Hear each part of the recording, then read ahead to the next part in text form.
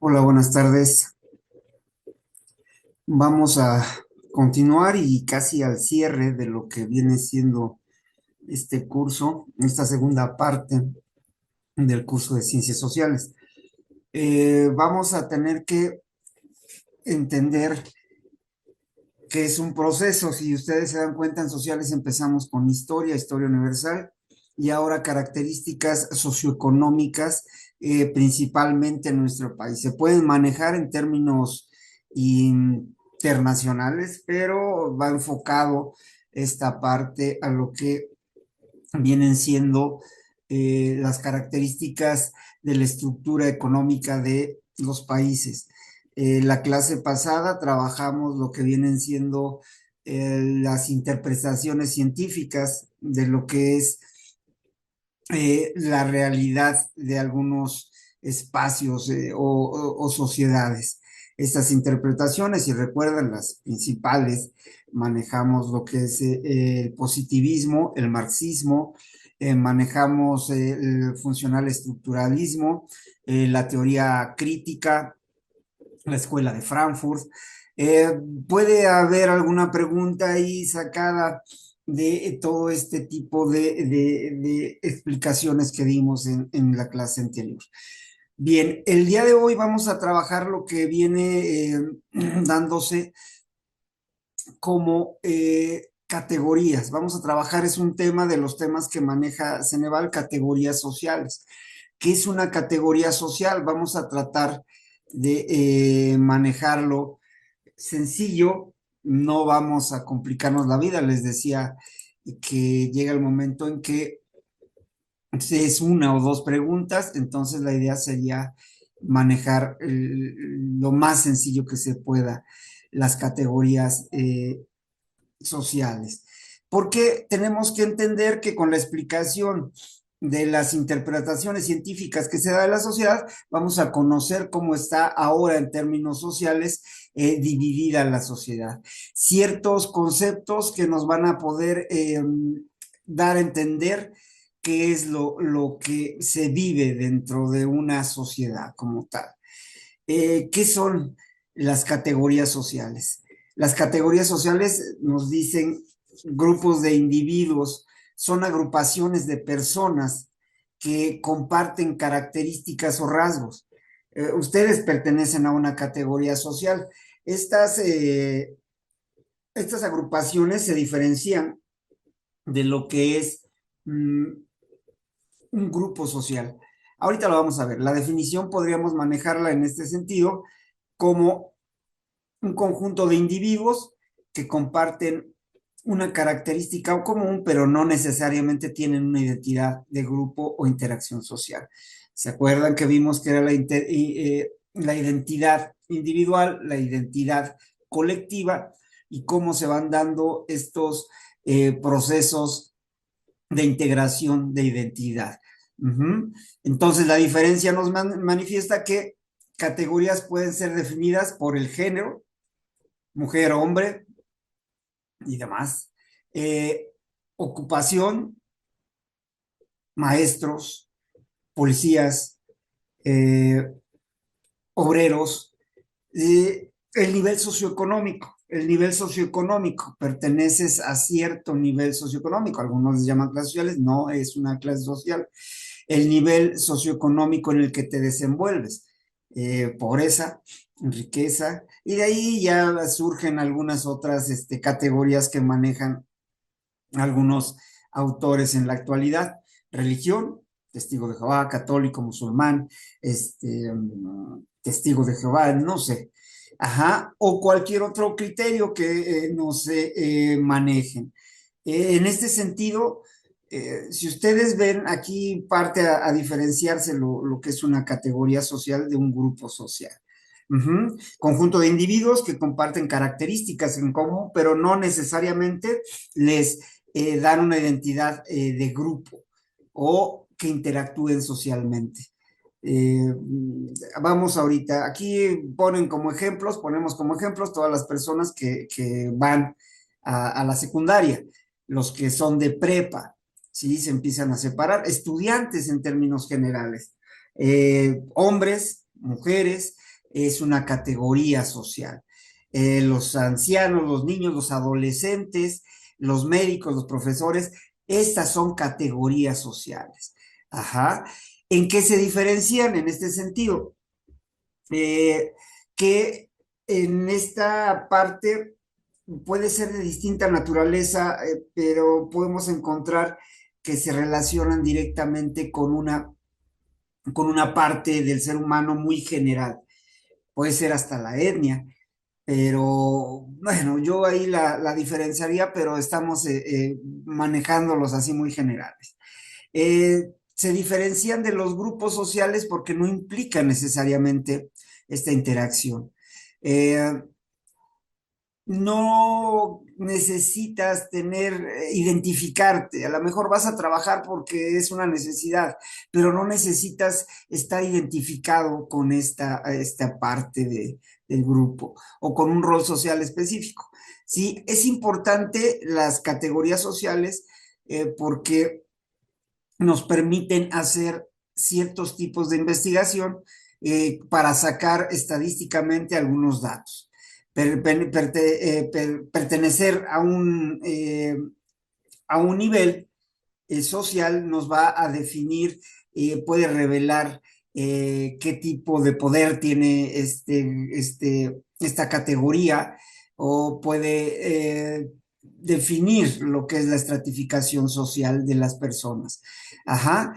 Eh, por ejemplo, a diferencia de las clases sociales, algunos les digo, manejan alta, media, baja, ustedes deben de acordar que cuando vimos marxismo hay dos clases nada más, la clase este, explotadora y los explotados, ¿no? En este sentido, aquí ya manejamos en algunos tiempos clase alta, media, baja, media, alta. Entonces, pues ya manejaron en un momento dado demasiadas tipos de clases, ¿no? Entonces, eh, las clases sociales, como decía Marx, están basadas en un nivel socioeconómico, ajá, a diferencia de las categorías, que son distintos espacios o ámbitos dentro de la sociedad. Sí, hay tipos de categorías. Por ejemplo, cuando nosotros determinamos una categoría adolescencia, tiene que ver con la edad. Ajá, el género tiene que ver con la sexualidad, la etnia, la raza, la orientación sexual se van separando.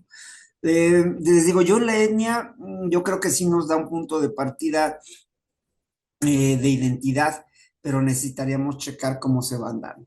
Ajá. Se puede dar una relación por grupos sociales que se forman a partir de lo que es la interacción y la identidad, que sería más que nada un grupo social, no, aquí no lo manejan, pero hay una relación en este sentido, ajá, porque las categorías se basan en características comunes y no necesitan, por ejemplo, en la secundaria, no necesitas interactuar con todos. Eres parte de, pero no, la diferencia con el grupo social es que no vas a interactuar con ellos. Perdón, perdón. Sí, entonces, eso es lo que estamos manejando como categorías sociales. Estoy aquí revisando algunas cosillas. Eh, entonces, sería el primer tema que vamos a ver hoy, que sería esto de las categorías sociales. Quiero que lo diferencien de lo que es el grupo social eh, y de la clase social. Son cuestiones diferentes, perdón, estoy. ah, una disculpa, ahorita le ponemos pause.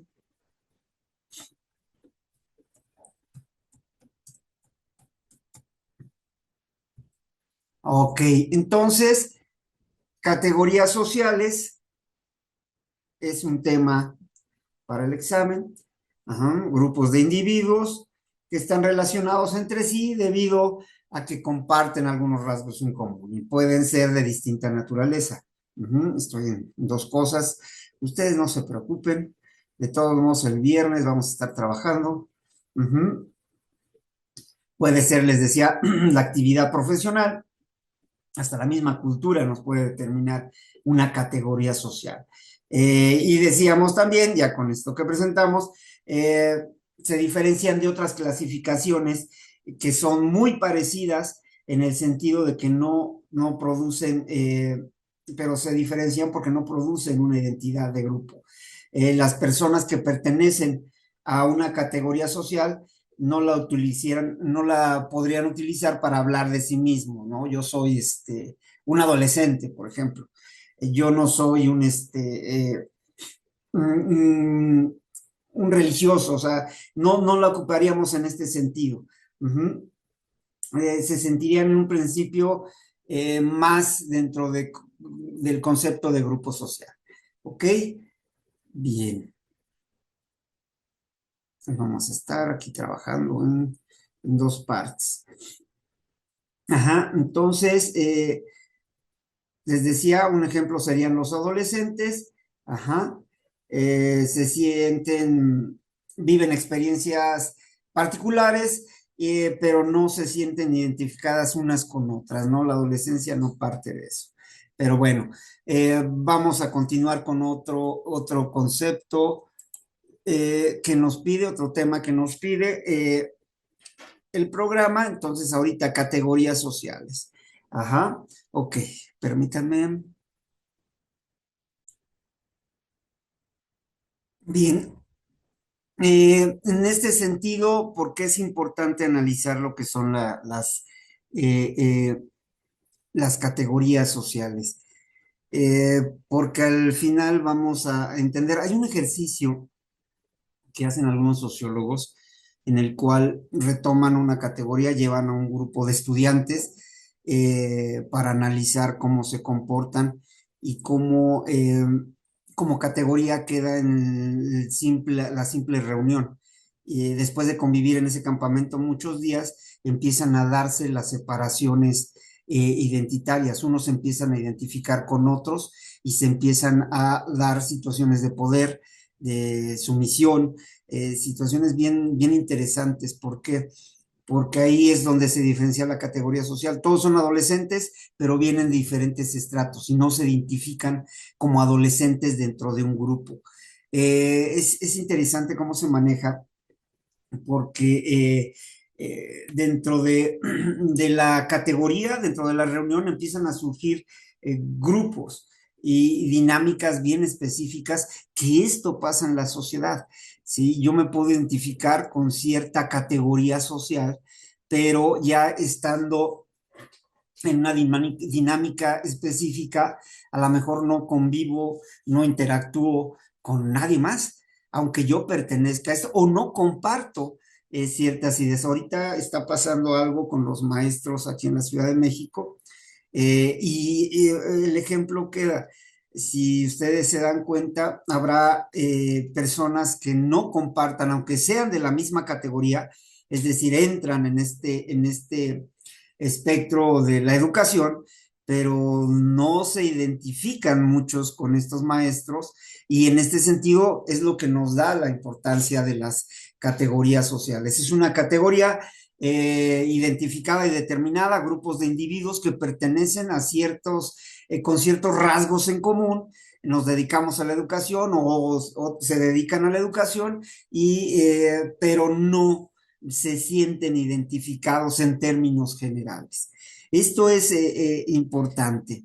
El siguiente tema, aquí creo que no hay ningún problema. Una categoría social, si se divide en una clase social, de un grupo social, y nos determina ciertas características para identificar de fuera, porque a lo mejor yo no me siento identificado con el gremio, o a otros no se sienten identificados, y entonces te separa.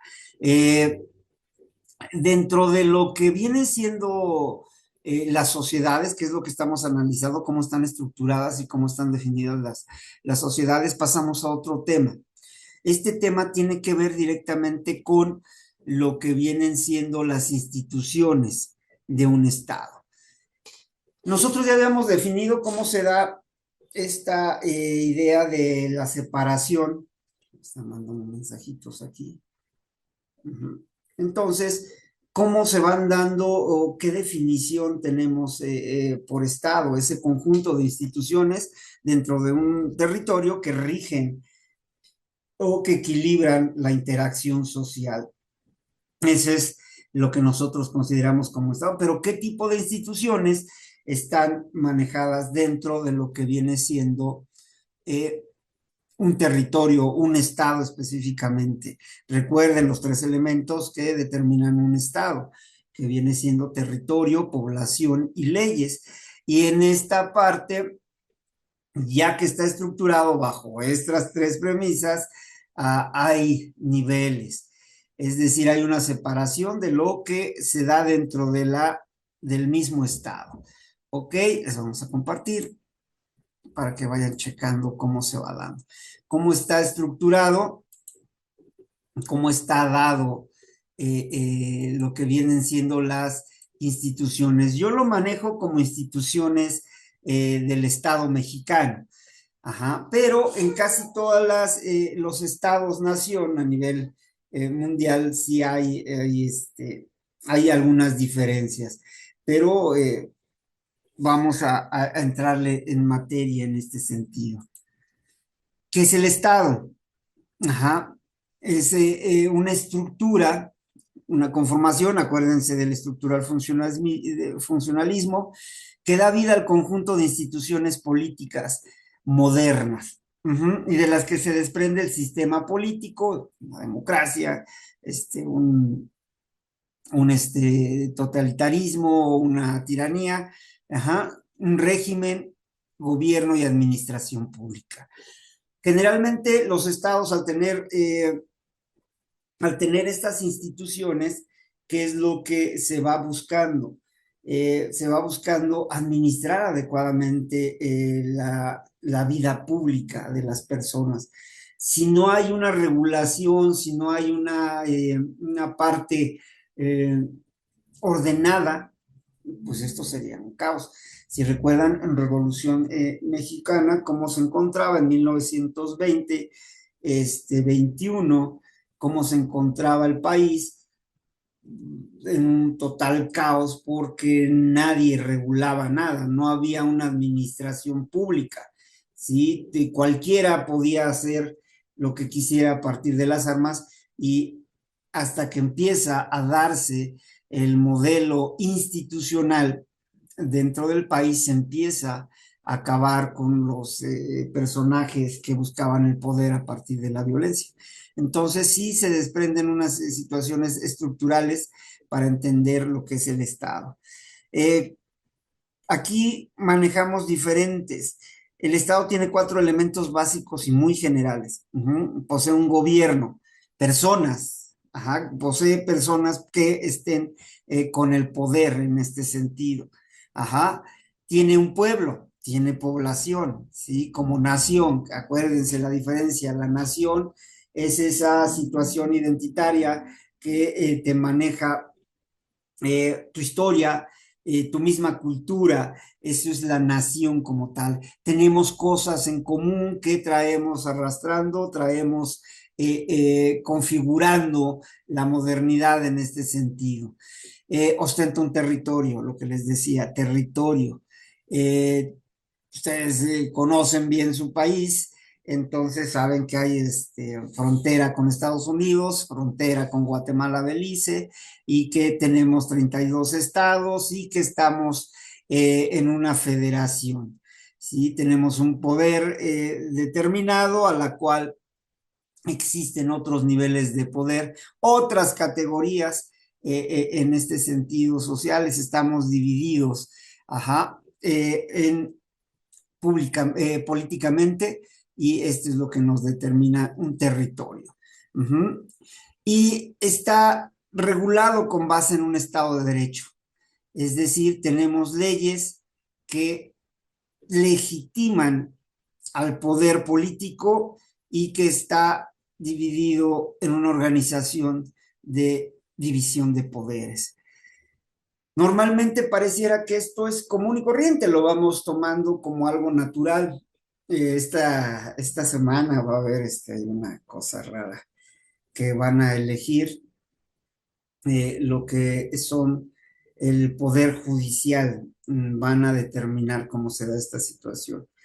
Eh, Está complicado porque es importante que haya una separación de poderes, una división. Esa es la importancia que nos maneja la misma Constitución.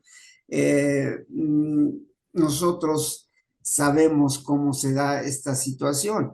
Ajá, cómo está dividida. Ahorita que lleguemos al judicial ya vemos cómo se da esta idea o lo resumimos. Estamos divididos en qué, que esta es una de las características, ¿no? Entonces, eh, ¿cómo está determinado en este sentido? Ajá. Cuatro elementos básicos del Estado: gobierno, poder político, un pueblo, nación, territorio y leyes, ¿no? Y estamos basados en una situación de división de poderes. Ajá. El Estado, aquí es el inicio de la estructura de lo que viene siendo nuestro Estado. Ajá. Nosotros estamos organizados, estamos con un poder público a través de los principales órganos de gobierno: legislativo, ejecutivo, judicial. Aquí estoy metiendo por esta situación que se va dando el poder electoral. Pero el poder electoral es autónomo, pero sí tiene ciertos sesgos eh, para, para poder entender esta situación de la división de poderes. Sí es un poder, pero si no meteríamos otros, ¿no? Entonces yo me quedaría con los tres. El último sí es importante, pero tiene otras características. Creo que eh, lo tendríamos que ver aparte, ¿no? Porque si no meteríamos, decían que el cuarto poder era la prensa. Eh, sí tiene poder, pero pues tendríamos que manejarlo como un poder fáctico. Si saben lo que es un poder fáctico, que no pertenece al Estado, son autónomos. Y yo siento que sí pertenece en este sentido. ¿Ok? Bien, entonces aquí lo que vamos a ver cómo está determinado, ya habíamos visto algo de eso, ustedes ya deben de tener nociones cuando vimos democracia en lo que es la ética, ya se maneja esta situación. Ajá, el ejecutivo es el poder que está determinado por el presidente de la República, en estos casos la presidenta, ajá, y es el presidente constitucional, está avalado por la Constitución de los Estados Unidos mexicanos, bajo unas elecciones determinadas en su momento. Ajá. Es uninominal, una persona. Uh-huh. Hay casos, se maneja en algunas 1922, por ejemplo, hay otras partes con Santana que se manejan eh, los tripartitas, hay tres personajes tomando la postura del presidente, pero no es muy común. Aquí sí es una sola persona. El ejecutivo, ¿de qué se encarga? De diseñar, planificar y ejecutar el proyecto del país. Ellos son el poder ejecutivo, este personaje, junto con un conjunto de personas, porque si pareciera que él hace todo, ajá, todo determinado a partir de la Constitución y las leyes. Ajá, es quien dirige, coordina, planifica y ejecuta las acciones del gobierno. Ajá, eh, se elige voto universal, secreto, directo, y es cada 6 años su separación. Aquí no tienen mucho problema, pero sí nos los pide el programa, o sea, manejar esta situación de estructura. Uh-huh. Nosotros ya habíamos tenido ahí algunos avances en este sentido. Eh, pero hay otras funciones. Yo creo que las que determinan en términos generales el presidente de la República, mm, lo que hace es representarnos internacionalmente. Sí, o sea, es tu presidente, quieras o no quieras, es el que representa a México en términos internacionales. Ujú. Además de que es el jefe supremo de las Fuerzas Armadas, están bajo su mando, es el máximo comandante. O sea, y son dos características bien importantes. Entonces, es uno de los poderes, la primera división estructural de nuestro Estado. Después sigue el legislativo. que está depositado en el Congreso de la Unión. Sí, el Congreso de la Unión, un concepto abstracto ahí que determina cuando la reunión de poderes y que representan a todo el país. Sí, se deposita en un Congreso General que se divide en dos cámaras, una de diputados y otra de senadores. 500 diputados, 128 senadores, que son los que están en estas dos cámaras. También están separados, tienen distintas funciones, uno es más a nivel federal, el otro es más a nivel local. Estas características que estamos mandando de cómo están separados los estados estructuralmente en esta división de poderes, también se da en una situación local. Sí, hay cámaras locales, pero bueno, eso sería otra situación. Primero, la Cámara de Senadores, 128 senadoras, senadores, como lo maneja actualmente esta idea. Perdón, ya perdí, ya perdí. Una disculpa, estamos en vivo y en directo y esto es lo que luego pasa. Ya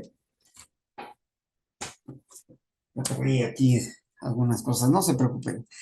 Entonces, 128 senadores, senadoras, ajá, que representan a 32, aquí ya es 32, lo que vienen siendo 32 entidades federativas, ajá, aquí ya queda de lado la Ciudad de México. Cada 6 años se renueva. Para su integración se eligen 3 senadoras o senadores por cada entidad federativa, 3 por cada Baja California, Chihuahua, Veracruz, Quintana Roo, Ciudad de México, ¿ok? Y son bajo los principios de mayoría relativa, ¿sí? Por cada entidad federativa, 64 senadurías y primera minoría de 32 senadurías. En ese sentido, las 32 son elegidas desde el principio de representación proporcional, los famosos plurinominales. Permítanme tantito.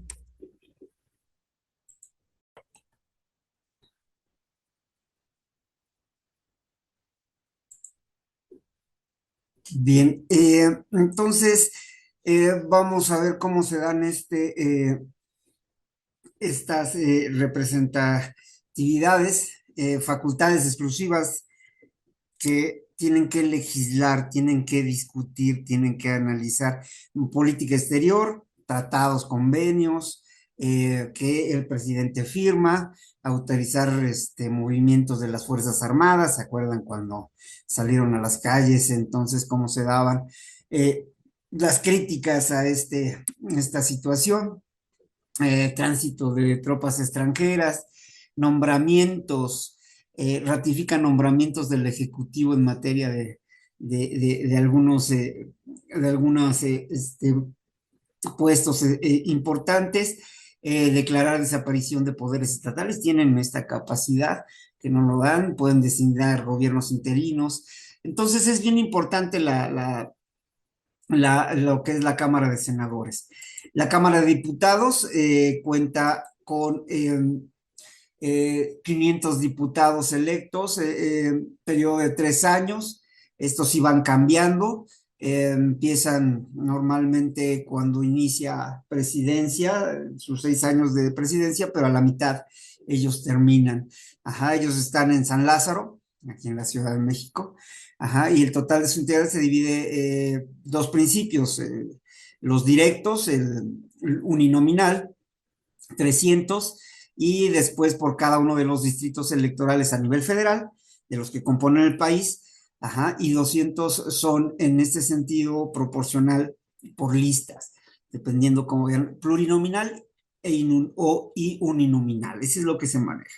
La de diputados, sus facultades, aprueban el presupuesto de egresos cada año, revisan la cuenta pública del año anterior, aprobación del plan de desarrollo, todo lo que el Ejecutivo proyecta, ellos son los que lo aprueban, ratifican a funcionarios federales, Están ahí divididos en este sentido. Y aquí venimos al otro, el Poder Judicial, que está conformado por tribunales de diversas competencias. La Suprema Corte de Justicia es aquella que determina todo lo que viene determinado por leyes, ajá, situaciones en lo civil, penal, laboral.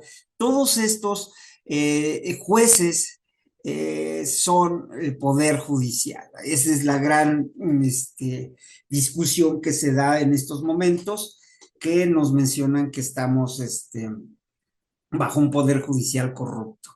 Ajá, y que por lo tanto el pueblo debe de votar, pero la propuesta debe venir por el ejecutivo, el legislativo, y sabemos que en estos momentos pues está dominado un poder, dos poderes están dominados por un partido político. Por eso quería llegar a esta situación, porque eh, si ustedes se dan cuenta, es una premisa de la democracia, es decir, la división de poderes, o sea, un poder tiene que contener al otro. Y en este sentido se nota claro cómo se da lo que lanza el Ejecutivo en estos momentos, el Legislativo, sin discusión, ¿eh? En muchos casos sin discusión. ¿Por qué? Porque tienen una mayoría. Y en ese sentido, si salen propuestos otros del mismo partido político, en este caso, yo creo que puede haber problemas. Se pierde la premisa precisamente de la división de poderes. Es decir, no hay contraste. En la mayoría de democracias sí es una contención. De alguna manera, chéquenlo. En Estados Unidos dicen que Trump puede hacer lo que quiera, no es cierto. Sí existe ahí una discusión y sí hay un freno. En nuestro caso creo que se está perdiendo esta idea de la división de poderes porque para eso son. Se puede cuestionar, o sea, ¿ustedes creen que se va a acabar la corrupción porque ya los elijan? ¿No? La mayoría de gente no sabe ni qué está pasando en este país. Pero bueno, eso ya es otra cosa, mejor luego lo vemos en este sentido. Entonces, esa es la primera instancia en términos de división de poder. Ese es lo que manejamos en la primera instancia de las estructuras del poder. Ahora bien, como decíamos en un principio, esto tiene que ver con las instituciones del Estado mexicano. Estas son las tres primeras instituciones que determinan como parte de una estructura social. Pero yo aquí lo que les estoy poniendo, para que lo chequen, lo saqué de una fuente medio confiable, medio, porque ya ahorita en Internet ya no se sabe qué es y qué no es confiable, pero este es lo básico, o sea, no hay mucho problema. Ustedes deben de conocer todas estas instituciones que vamos a nada más mencionar rápidamente. Eh, Cuando estamos hablando de sociedad, tenemos que ver cómo está la estructura en este sentido. Y, por ejemplo, Secretaría de Gobernación, todos saben o deberían de saber que la administración pública, quien administra los intereses del pueblo, de los personajes que manejamos, estamos, estamos con ciertos grupos de personas, ciertas instituciones que administran esto. Entonces, la Administración Pública Federal está a cargo. Quien administra esta situación, las secretarías de Estado y los departamentos administrativos, que es eso precisamente. Los traté de poner en orden de importancia. La Secretaría de Gobernación. Eh, Estas son las características. No quiero que tengan nada más la referencia. No creo que sea necesario aprendernos. Todos tenemos una noción mínima, pero bueno. Presenta iniciativas de ley, igual es la Secretaría de Gobernación. En esta parte define y administra el Diario Oficial de la Nación, por ejemplo, maneja el Servicio Nacional de Identificación Personal, todos los datos de los ciudadanos están a cargo de estas instancias, ¿no? Esta es la Secretaría de Gobernación. Después, hay algunas que han modificado, por eso les digo, yo lo tomé de oficial, pero hay algunas que han modificado. Ahí ustedes pueden revisarlas y pueden checar las de su estado también, porque ya vimos que sí hay diferencia. La SEDENA, la Secretaría de la Defensa Nacional, entonces, administrar y preparar el ejército y fuerza aérea, eh, son encargados del servicio militar, ajá, instrucción técnica, no hay mucho problema, les digo, o sea, Secretaría de Defensa Nacional, Ejército y Marina, uh-huh.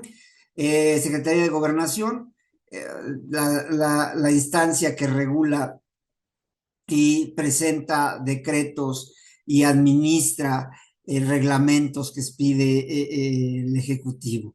La Sedena, Ejército, Fuerza Aérea, Fuerza Naval, ajá.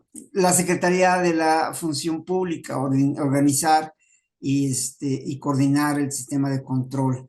Digo, no es necesario que sepamos exactamente, pues no creo que vengan así determinados, solo saber que existen. La Sedesol, que ya creo que cambió de nombre, la de energía,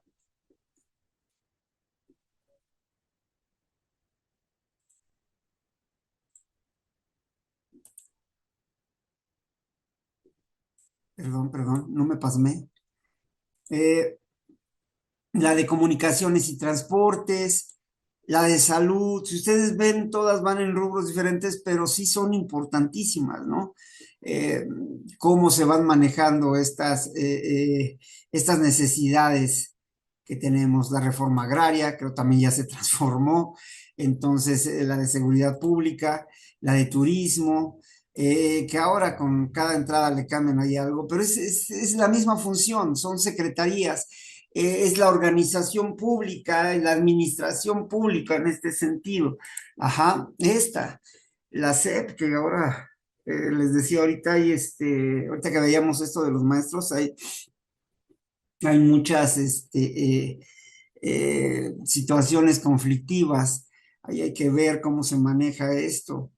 Eh, Están basadas todas estas instituciones en lo que es la constitución política en este sentido. Esta es la SEP, Secretaría de Educación Pública, Ganadería, ahí las van checando, la de Economía, la Secretaría de Medio Ambiente, importantísima, pero nadie le da importancia. Ajá, la de la Marina, que viene siendo bueno, cambia ahí en este sentido, pero son todas las militares, las relaciones exteriores, ajá, y este es lo que se maneja. Esto nada más como ponerlo como referencia, están como referencia.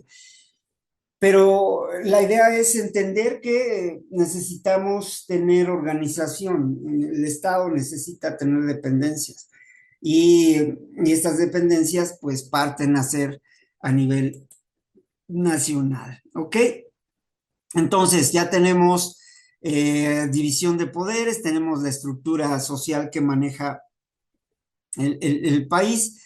Ajá, los más importantes, les digo, va a estar encaminado a los tres poderes, que sería el ejecutivo, el legislativo y el judicial, ¿sí? Ok, otro tema que estamos manejando en esta parte viene siendo lo que es modelos económicos. Y para eso vamos a necesitar tener al menos referencia.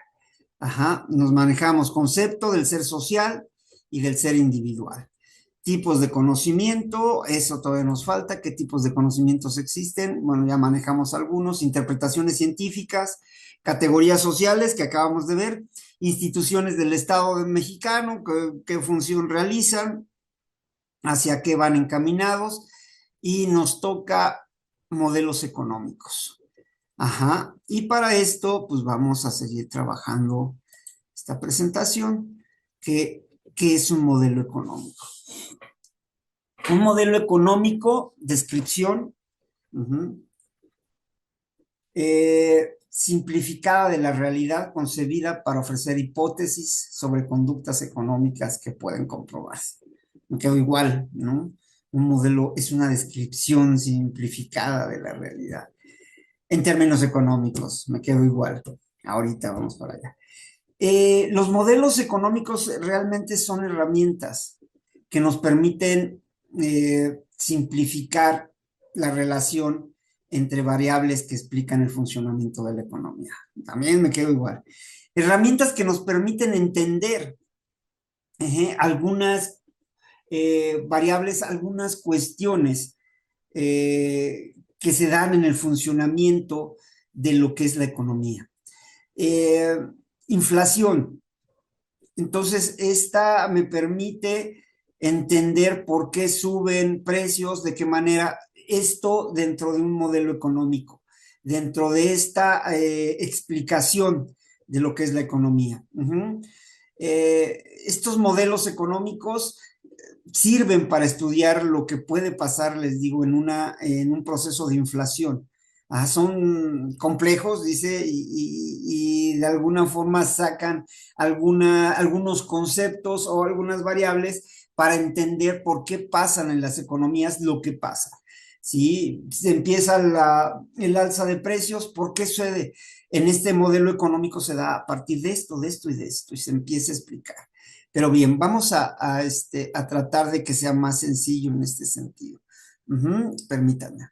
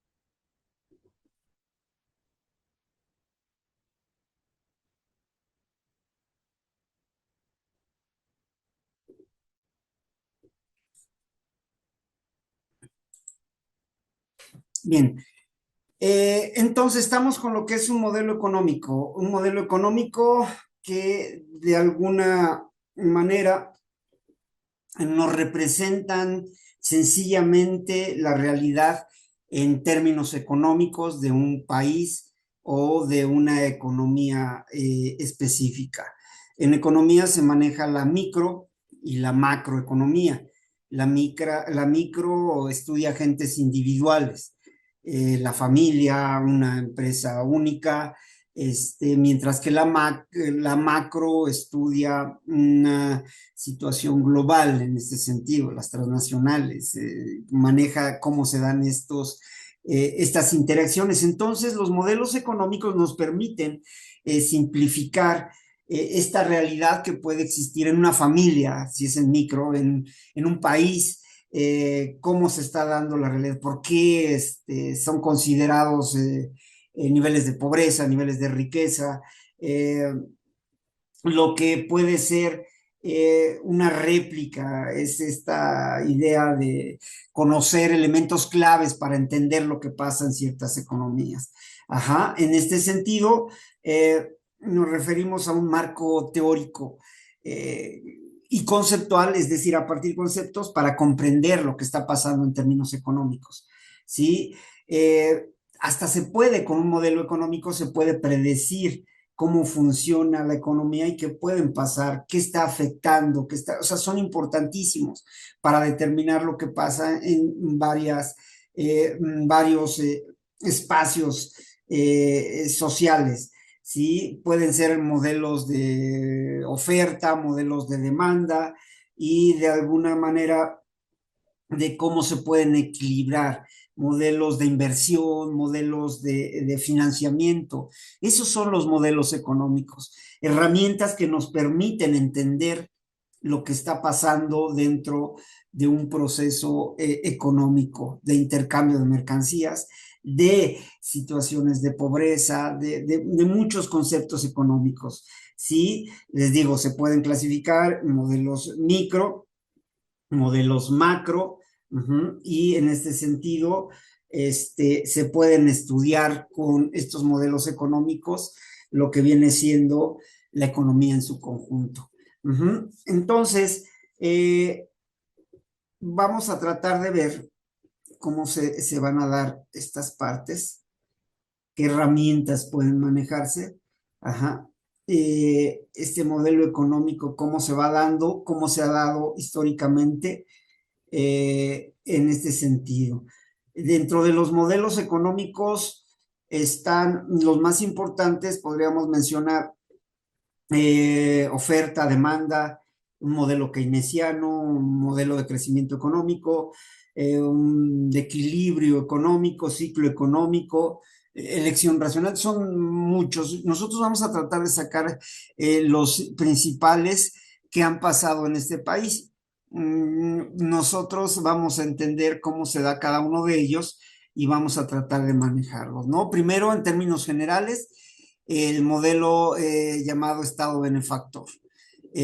A partir, y esto nos va a servir con lo que vimos en el cardenismo, a partir de entender que esta herramienta, cómo se entendía en esta etapa en el cardenismo, el Estado benefactor.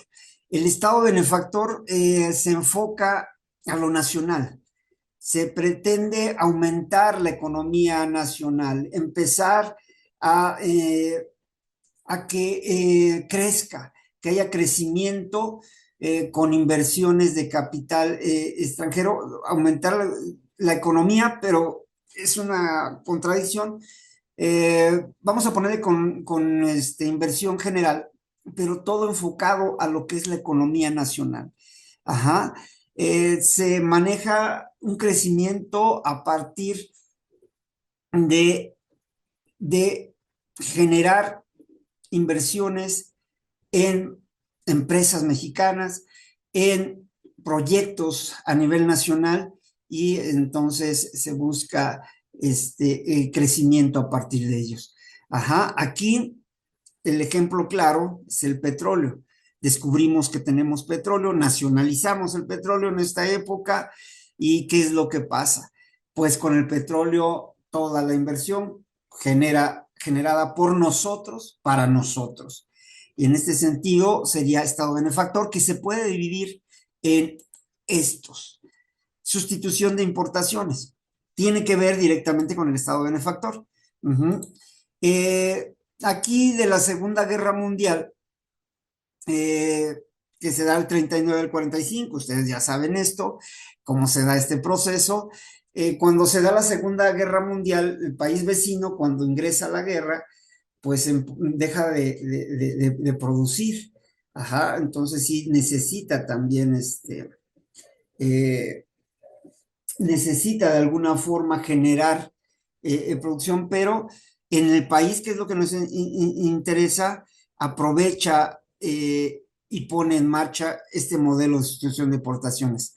Ajá, toma ventaja de los países en conflicto y empieza a producir artículos propios para no poder realizar importaciones, es decir, no traer, ¿no? Ya como los otros no pueden de alguna forma producir lo que necesitamos y que tal vez no lo producemos aquí, pues se da esta idea de no realizar importaciones, ¿ok?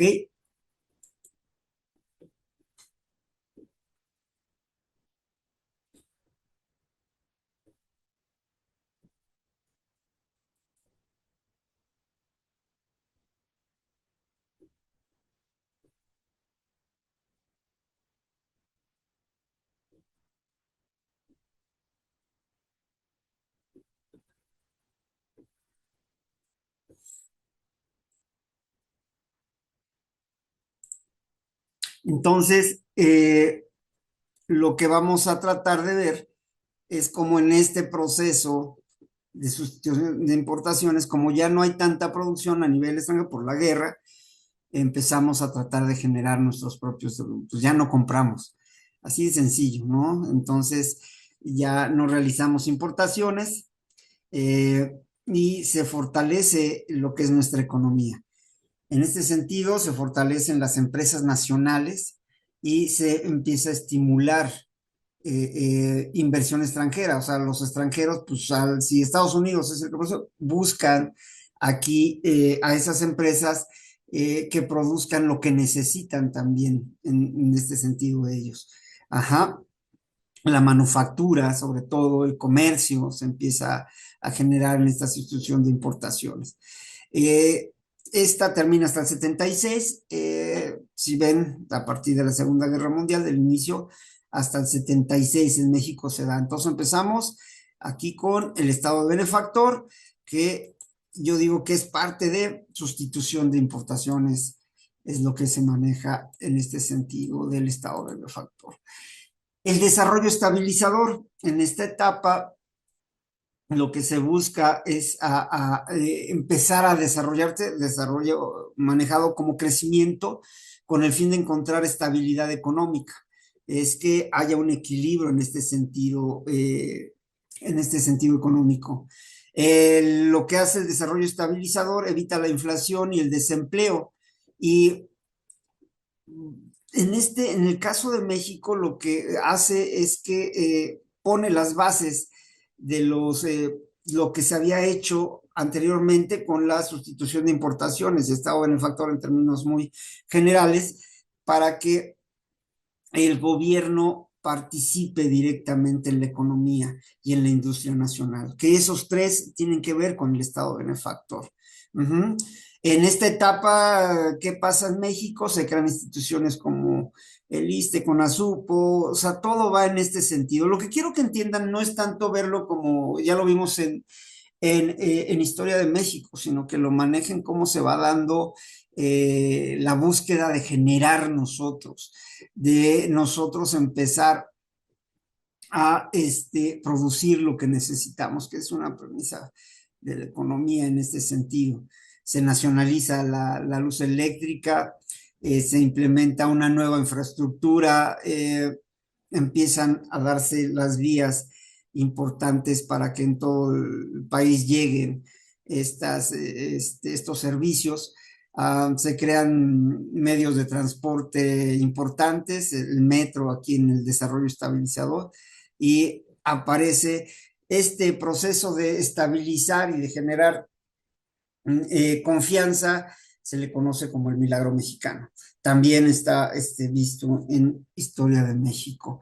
Entonces, de este estado benefactor tenemos sustitución de importaciones, desarrollo estabilizador. Algunos otros lo manejan como parte del Estado, porque el Estado es el que está integrando ahí, pero sí tienen separaciones en nuestra historia. Ajá. Y del desarrollo estabilizador pasamos a lo que es el modelo de desarrollo compartido. Este ya es siglo XX con Luis Echeverría y que empiezan a manejar ya esta situación de paternalismo, el Estado ahí presente, mejorar la distribución del ingreso, generar empleos, elevar la calidad de vida de las personas, equilibrio. El modelo de desarrollo equilibrio dice que debe de haber responsabilidad en este sentido por todas las partes involucradas en esta parte. ¿Sí? La empresa privada, el Estado, ya empiezan a dejar de lado nada más que esté presente el Estado en este sentido. Uh-huh. Entonces, lo que pasa es que a la búsqueda de este equilibrio, ajá, lo que pasa que se empiezan a fugar capitales. Llega un momento dado en que aumenta la deuda externa y aunque hay poquitas cosas, estamos manejando aquí la situación del Infonavit, pero realmente este modelo empieza con crisis general en términos de economía. Uh-huh. El modelo de desarrollo acelerado, ya con López Portillo. Aquí ustedes ya deberían tener la noción de todos los presidentes que hemos trabajado. Y entonces, entre las características de este modelo, se da crecimiento económico, pero se da acumulación de capital. Esto es un problema en este sentido. Se recupera un poco la confianza, pero se reduce los niveles reales de inversión. Ajá, aquí aumenta el empleo, baja la inflación, mejoran los servicios, pero son datos ahí un poquito. Si ustedes le preguntan a la izquierda cómo estuvo esta situación, van a decir que no es cierto, pero bueno. Alimentos, ingresos del petróleo. Aquí en este proceso de López Portillo es otro momento de auge. Los descubrimientos de yacimientos nos lleva a algo parecido que estábamos viendo aquí con este modelo. Ajá. Con lo que pasa con este señor es que se empieza a generar mucho crecimiento en este sentido. Uh-huh. Crecimiento económico, acumulación de capital, a partir del ingreso del petróleo, descubrimiento de algunos yacimientos, la inversión pública y privada crece, aquí manejan datos, y pasan este tipo de situaciones. No son importantes como tal, me interesa más o menos que vean qué modelos existen o han existido. Cerrar el neoliberalismo. Dicen que en el 88 se inicia el liberalismo. Yo digo, desde antes ya había intentos de manejarlo. Ajá. Y es un periodo de los pactos económicos, tratan de acabar con la inflación, se firman tratados comerciales y se da la apertura económica, privatización de varias compañías estatales. Es una época de privatización. Ajá, empieza lo que se inició, quiero que lo vean en términos generales, lo que se inicia con Cárdenas, tratar de recuperar todo hacia el interior, con la llegada del neoliberalismo, pues empiezan a darse la venta de las que ya se habían recuperado, es una contradicción, las que ya se habían recuperado se empiezan a vender. Ahorita por ahí averigüen a ver cuántas empresas estatales, paraestatales existen, ya o sea, son mínimo, ¿no? En este sentido. Ahora, con la llegada del gobierno, del nuevo gobierno, se han buscado recuperar algunas, pero creo que la intención no va por ese lado. Entonces, estamos en lo que viene siendo los modelos. Quiero que nada más tengan noción de toda esta parte. Lo único que me interesa es que ustedes vean división de poderes, que tengan la idea de que son tres principalmente, y luego la división que se da con las secretarías, ¿no? Todas las secretarías, toda la parte estructural del gobierno, cómo se da, y en lo que vienen siendo los modelos económicos, entender, ¿no? Que esa herramienta llamada modelo económico nos explica cómo se dan las interpretaciones de la economía de un país, ¿no? Sustitución de importaciones, desarrollo estabilizador, desarrollo compartido, neoliberalismo. Se puede explicar así. Me recuerda un poco a lo que hace Marx manejando lo que van siendo los modos de producción. Aquí son modelos económicos en este sentido. En el país danés, si vemos a nivel internacional, es algo parecido, pero sí, sí varía en muchos sentidos. ¿Vale? Entonces, estamos ya cerrando lo que es esto. Aparecen muy pocas preguntas. Uh-huh. Aparecen muy pocas preguntas ya de la parte final, pero sí tenemos que tener alguna referencia. Ya la clase entrante vamos a trabajar lo que viene siendo perdón.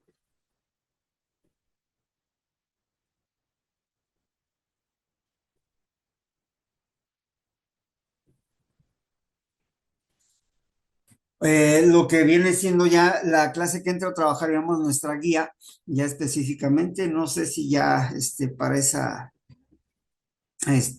clase ya estemos por allá en el liste, pero lo vamos a trabajar, ¿ok? Bueno, pasamos a lo siguiente.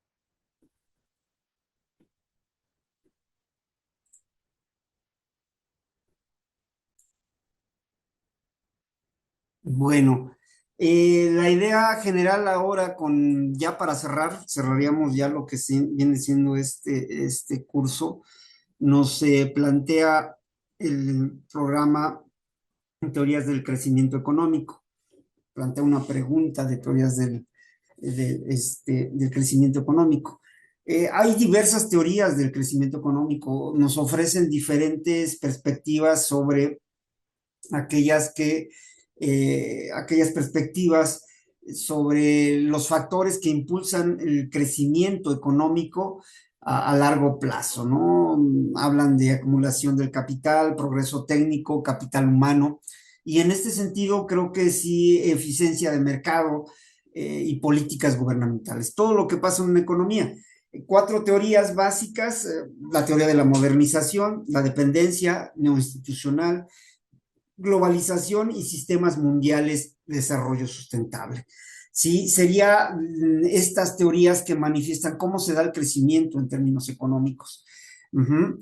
No nos vamos a meter en ese plano porque sí tendríamos que tener bases de lo que viene siendo la economía. No sé, lo preguntan por la globalización, siento yo que se viene dando, porque hay algunos que manejan en términos históricos, la teoría económica, la neoclásica, la keynesiana, la marxista, que ya vimos de alguna forma cómo se dan estos personajes, cómo trabajan Keynes, Marx, con sus teorías específicas de cómo se da. Yo lo relaciono más que las teorías económicas porque lo plantean así, más cómo se da históricamente este proceso, cómo se interpretaba y cómo se daba a partir de la modernidad la interpretación del crecimiento en las economías a nivel mundial.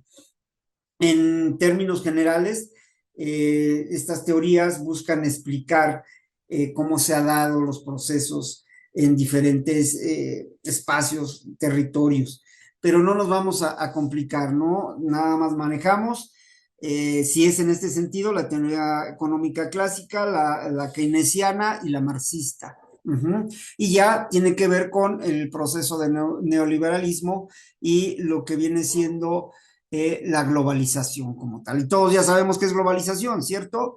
La globalización es ese fenómeno económico que busca unificar principalmente mercados, hablándolo en términos económicos. Es un fenómeno económico y en este sentido se da como tal. Lo que vamos a hacer ahorita va a ser un repaso general de lo que fue el curso de sociales, y ya en la siguiente sesión vamos a trabajar lo que son la guía, que ya la deben de tener todos, si no la vuelvo a reenviar, para que empiecen a trabajar. Es una guía examen, un examen muestra, y sobre esas preguntas vamos a estar trabajando, interactuando para la próxima semana. Entonces, nada más hacemos lo que es nuestro repaso general. ¿Qué es lo que vimos? A ver, les voy a compartir.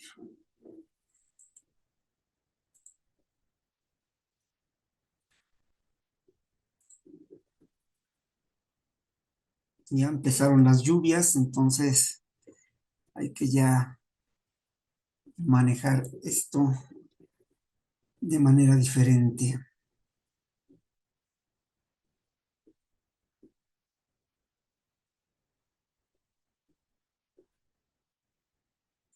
Permítanme.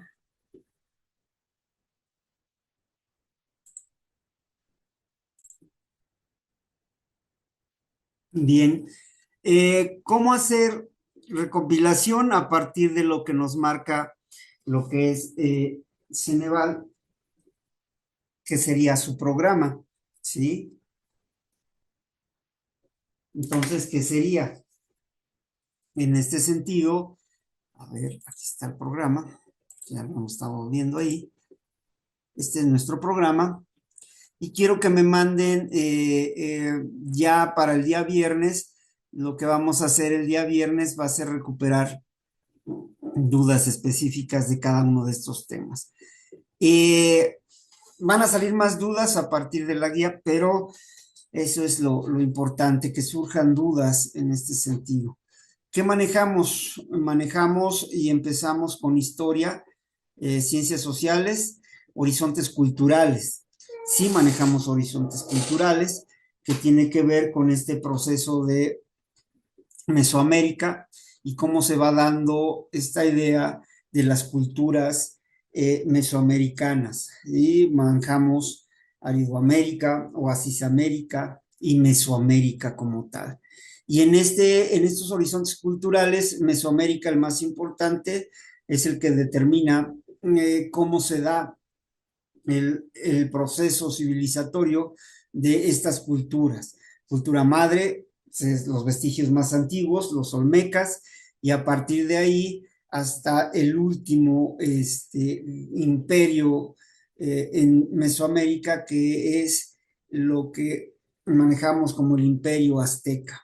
¿Sí? En el horizonte cultural separamos, hay etapas, el preclásico, el clásico y el posclásico, en donde aparecen muchas culturas muy importantes para entender el proceso de nuestro país. Entonces, con Mesoamérica, que abarca desde el centro hasta lo que es parte de Centroamérica, y cómo se va dando. Caída de México Tenochtitlan, 1521, y de ahí ya se parte a otra etapa, la conquista.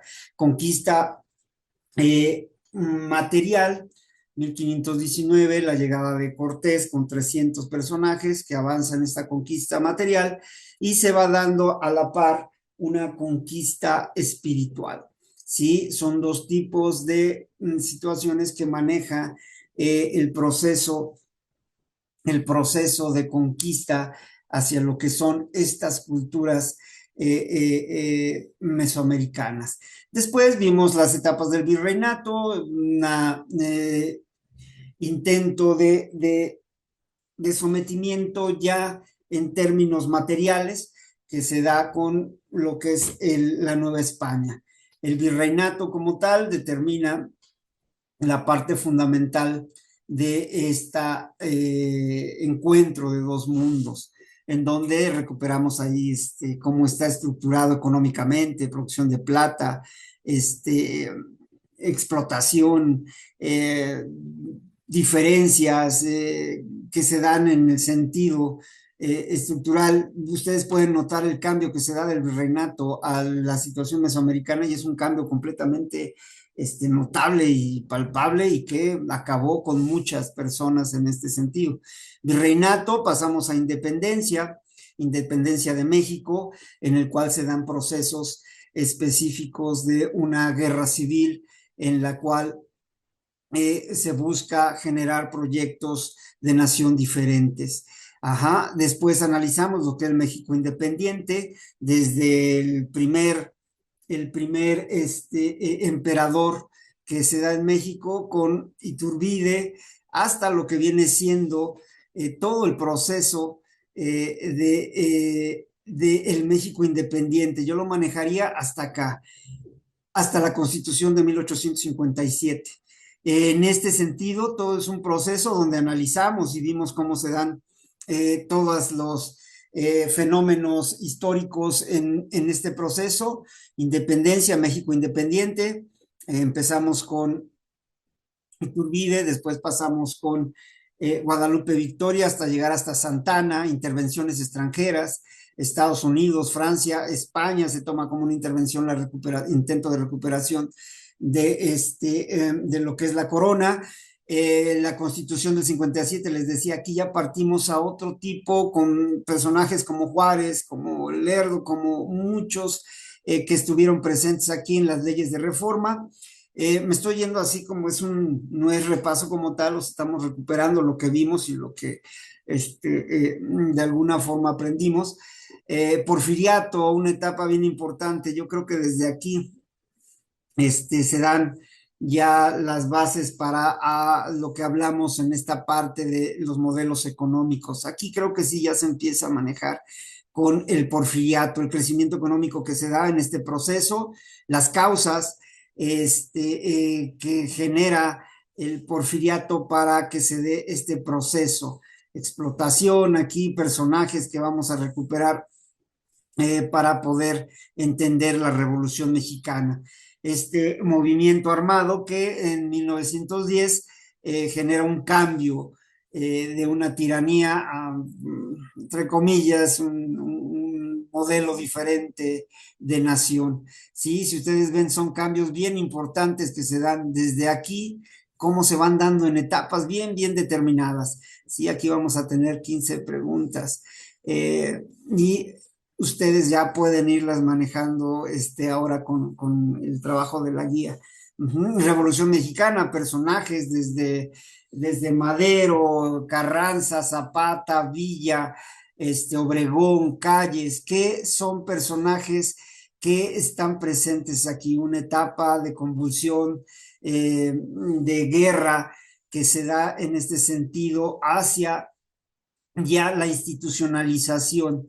Esto ya se da con el cardenismo, a donde sí ya les digo, ya podríamos empezar a manejar el periodo de los quinquennios, los sexenios, perdón, cómo se van dando este proceso.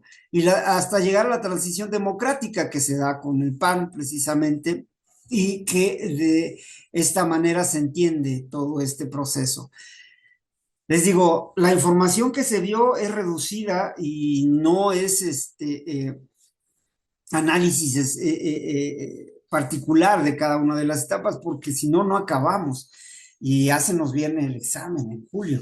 Entonces, sí, los viernes que han estado entrando algunas personas, sí hemos avanzado ahí en este sentido. Sí, tenemos personajes que ya están viendo cómo van a pagar y cómo van a dar este proceso, pero sí, aquí es historia de México. Después manejamos, ahora son más preguntas, eh, eh, son más preguntas, perdón, en historia de México. Por eso ahí vamos a reforzar un poquito, vamos a sacar particularidades, vamos a ver cómo se maneja esto. Y vimos lo que es historia universal contemporánea.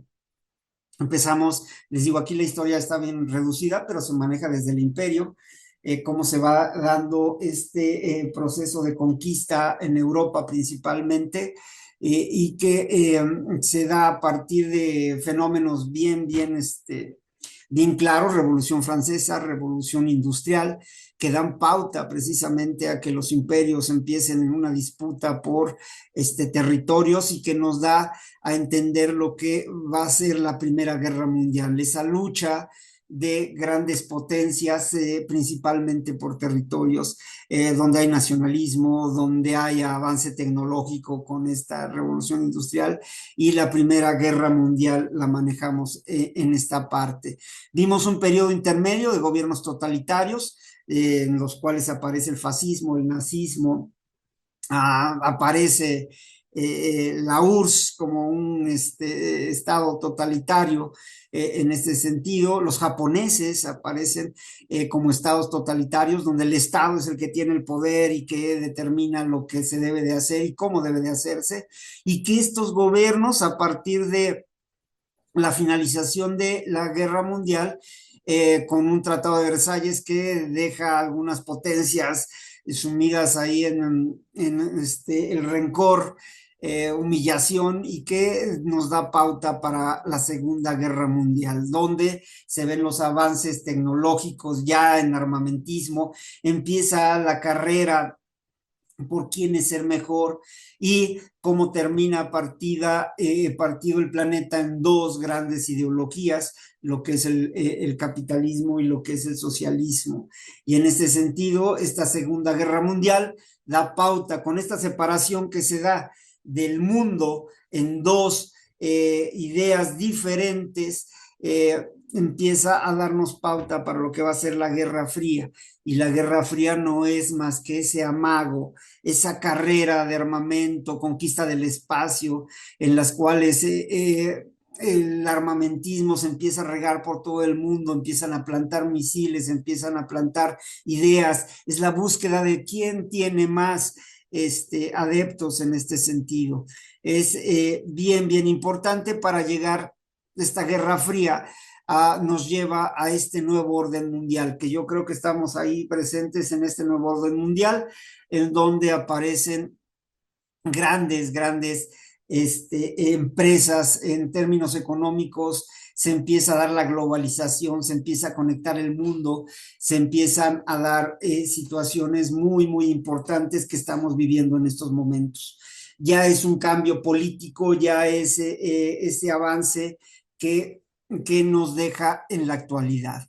Y terminamos con esto, con el concepto del ser individual, del ser social, qué somos dentro de la sociedad, a qué sociedad pertenecemos y que nos determinan cómo se van dando estas interpretaciones científicas, categorías sociales, instituciones del Estado mexicano, modelos económicos y teorías del crecimiento económico. De aquí, o sea, si ven, es mínimo, son 8 preguntas, por eso fue tan rápido en este sentido, y yo ya nada más lo quiero recuperar en lo que viene siendo nada más la recuperación de lo que va siendo lo que plantea Ceneval en sus guías examen. Y ahí es donde sí vamos a sacar ya las particulares. Si se acuerdan cómo manejamos esto, ¿no? Trabajar generalmente mucha información, tal vez faltante, o sea, reconozco que sí se puede haber mucha información. Por ejemplo, Conquista, nosotros la manejamos hasta en 3 meses, ajá, lo que viene siendo Conquista, ajá, de Horizontes a Virreinato son 3 meses, 6 meses, ajá, se maneja en las preparatorias, aquí fueron clases, entonces sí es muy limitado, pero creo que sí vamos a lograr encontrar cuál es la parte que requiere Ceneval para que ustedes puedan aprobar su examen. Sí, aquí hay algo que están encontrando que nos piden, que no recuerdo en mi programa.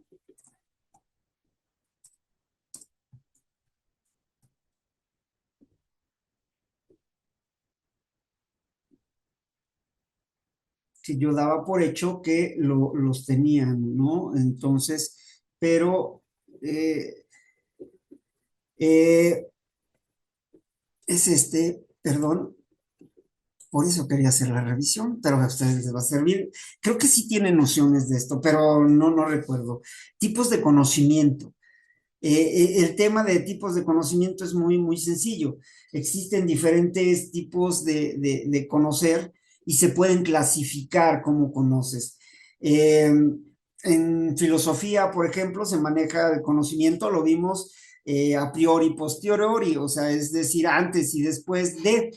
Entonces, en este sentido, se pueden clasificar por su área o también por su fuente. Hay conocimiento empírico, intuitivo, científico, etcétera, etcétera, ¿sí? Entonces, por su alcance, cómo pueden darse hacia adelante. Pero sí, ya me acordé que estos tipos de conocimiento los manejamos en filosofía. Ajá. Entonces, ¿cuál podremos recordar? El conocimiento empírico, el conocimiento científico, el empírico a través de la experiencia, científico ya con un método determinado que nos lleva a un proceso para llegar a lo que es el conocimiento intuitivo que todos manejamos, el filosófico que lo pueden meter dentro del filosófico pueden entrar el empírico, el intuitivo, hasta el religioso. Entonces, no es mucho problema. Sí lo vimos. Perdón, esta era la idea de ver cómo se dan estos temas. Entonces, sí les recomiendo, voy a tratar de estar en línea en el siguiente miércoles y voy a tratar de manejar la guía ahí para que estemos interactuando, pero sobre todo lo voy a trabajar los días viernes. Traten de entrar los viernes para que podamos generar dudas bien determinadas ya sobre la guía. ¿Por qué la voy a trabajar así? Porque creo que es más importante empezar a interactuar para sacar lo básico de que pide Ceneval. Entonces, voy a pedir, espero que estén viendo esta clase, pero voy a pedir que sea en línea, no sé, voy a hablar ahorita con mis jefes y les voy a decir si me gustaría que fuera en Zoom y así como la de los viernes, sacar todo lo que es el mismo miércoles, sacar todo todas las preguntas de la guía y generar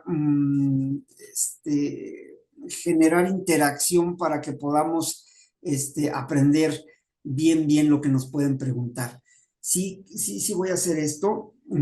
Espero que puedan. Quiero manejar un horario adecuado. Tengo que negociar ahorita con las redes, pero sí, creo que sí es necesario para que no tengamos problemas, al menos en humanidades quiero hacerlo así.